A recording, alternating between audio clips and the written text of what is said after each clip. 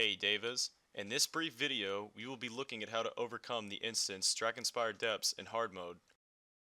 For the sake of time, all information such as how to start Drakenspire Depths, class composition for each group with reasoning for each choice, and any other bare necessities that will help you succeed in Drakenspire Depths will be listed at the beginning of the video. Feel free to pause the video at any time if you'd like. This video will provide you with multiple viewpoints to give you a better understanding as the viewer. All clips in this video are in chronological order unless otherwise noted.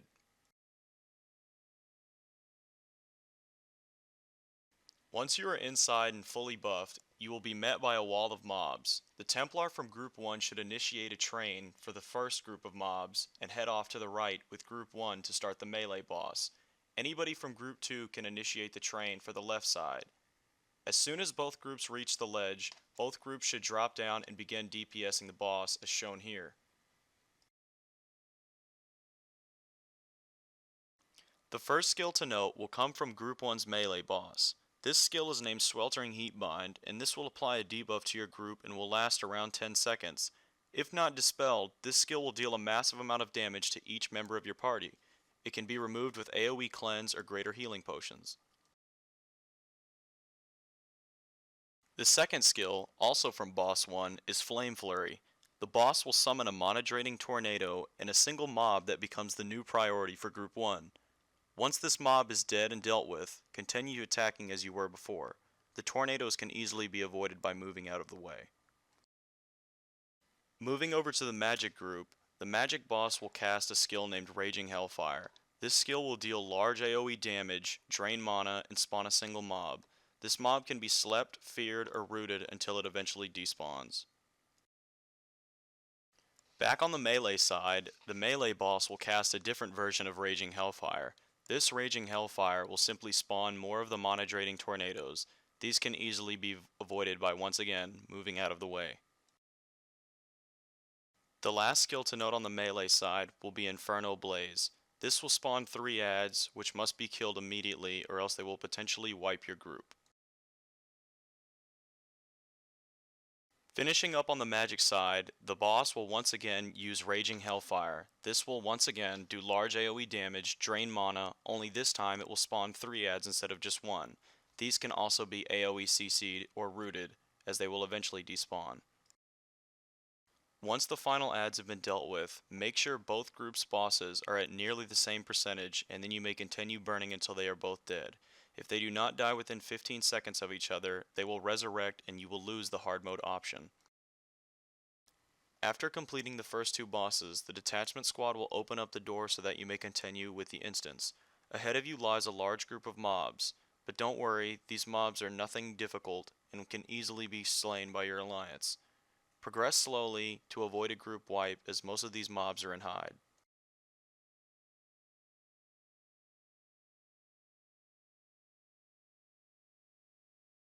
After some tedious clearing for XP, you can move forward and pull the last 2 giants in front of the boss. For the boss mob with the key, make sure your clerics are ready for the incoming spam fear. The boss's favorite skill, Explosion of Wrath, is a fear that hits both the target and players near the target. This can be removed with a single cleanse.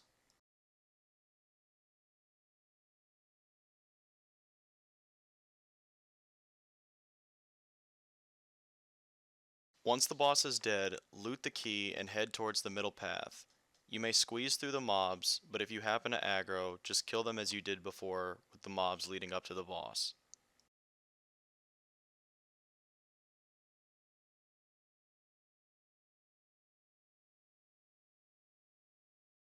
Use the key on the door and you will be greeted by another large room full of mobs and a boss mob at the back. Most of the smaller mobs can be eliminated by attacking the exploding flames once. The boss mob in the back is also nothing to worry about and is just another tank and spank boss.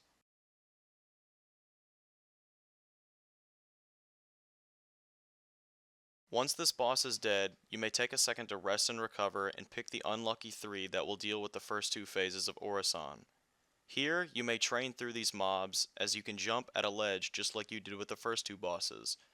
Allow the tank, cleric, enchanter that will deal with Orison's first two phases to drop down while the others idle or AFK. Immediately after dropping down, Orison will begin his Ascension Dominance. Ascension Dominance will put Orison in a state of invulnerability in which he cannot be harmed. During this time, the tank, cleric, enchanter should hold Orison at the door.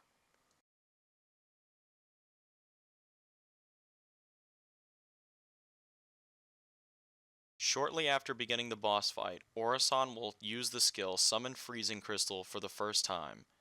This skill summons 4 servants at 3 o'clock, 6 o'clock, 9 o'clock, and 12 o'clock, in which Orison will fire an ice AoE at them and then they will fire back towards Orison.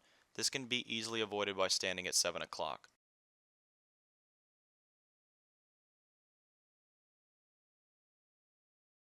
After spending some time in his invulnerable state, Orison will cast Weaken Ascension Dominance, which will make him vulnerable.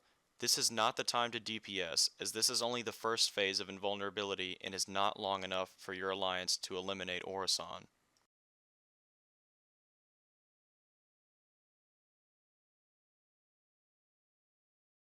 During his exhausted phase, Orison will cast the second version of his Summon Freezing Crystal for the first time. This Summon Freezing Crystal will spawn frigid crystals all over the floor, which can be destroyed easily by attacking them for a few seconds. These crystals must be destroyed in order to avoid the large AoE damage.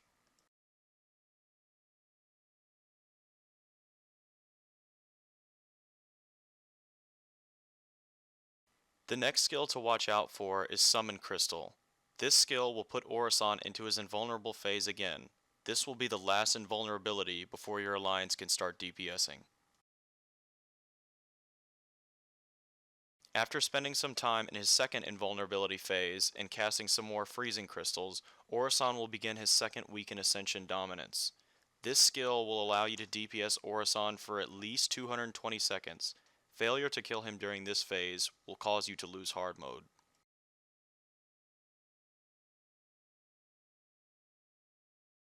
Once your entire alliance is down at Orison, Orison can be burned quickly. Just keep in mind to move for the summon freezing crystals that spawn the 4 servants and destroy the frigid crystals as they spawn near your alliance members.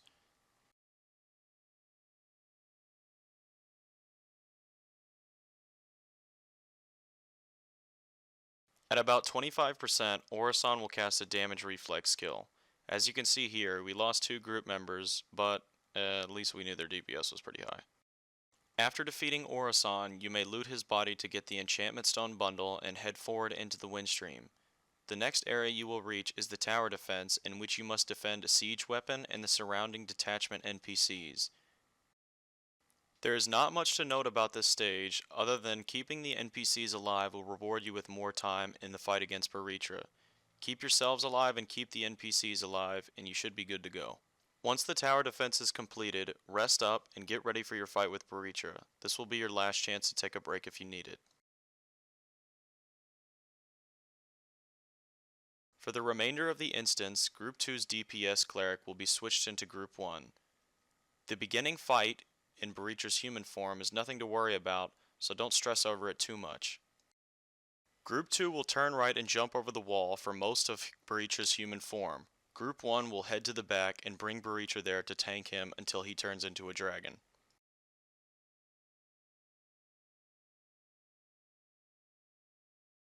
The first skill to watch out for will be Chains of Command. This will turn the target into a Balar mob, and this can be removed by any AoE dispel. Soon after starting the boss fight, you will receive an alert that a Seal Protector is spawned. This message will appear randomly throughout the rest of the instance, and must be dealt with immediately. This is where your assigned Seal person comes into play. The assigned Seal person will be the first one to attack the mob on either side, and once the mob dies, they will be given a seal that must be carried to Beritra. When you stand near Beritra with the seal, it will explode and remove one of his immunity buffs. After a few seal rotations, the third seal will initiate the beginning of Beritra's dragon form. When the third seal is about to blow, Group 2 may move down and get in position to start DPSing Beritra in his dragon form. Your entire alliance will be paralyzed, but it is nothing to worry about, it is simply a theatrical entrance for Beritra. Once the paralyze is worn off, you may begin DPSing immediately. In dragon form, Beritra will constantly cast Chains of Command, Seal Immunity, and large AoE skills. Be prepared to deal with all of these elements. As you can see here, you will continuously receive messages that say a Seal Protector has spawned. At this point, everybody should move off of the boss floor, as Beritra will become invincible, and the Seal should be dealt with immediately. When the Seal is about to explode, everybody can jump back down to the boss floor and continue DPSing.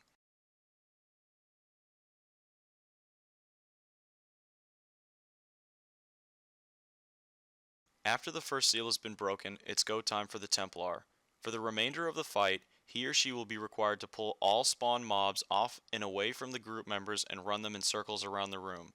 If these mobs are left near the group, they will explode and cause your group to suffer massive debuffs that can possibly wipe your squad. For the remainder of the video, I'm going to list some noteworthy skills that you should also watch out for. Pulse Wave, which is a triple attack, fires out in 3 different lines. This can easily be avoided by moving out of the way. The next one, Dimensional Wave, is quite tricky. This will attack in large areas amongst the entire floor of Beritra's lair. You can simply avoid this or deal with this by standing in one spot and taking a single hit. The last one to watch out for is the triple AoE random target. This will hit someone randomly and will deal large damage. Make sure to use potions or DP if you can't recover quick enough. To wrap things up, simply DPS Beritra when he is vulnerable, deal with the listed skills or situations accordingly, and resurrect group members when needed. If you and your alliance excel at doing all 3 of these things, your alliance should easily be able to take down Beritra. I hope this guide helped, and good luck out there, Daevas.